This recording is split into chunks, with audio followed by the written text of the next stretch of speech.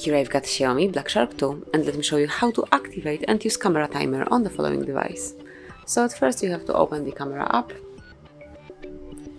then tap on the more icon, select timer, and now pick 3 seconds, 5 seconds, or switch it off. So let me choose at first 5 seconds, and as you can see, the photo would be grabbed after 5 seconds. Obviously you can change it to 3 seconds.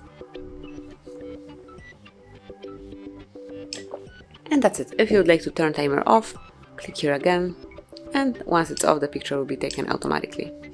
So that would be all. This is how you can use camera timer in your Xiaomi. Thank you for watching. Please subscribe our channel and leave the thumbs up.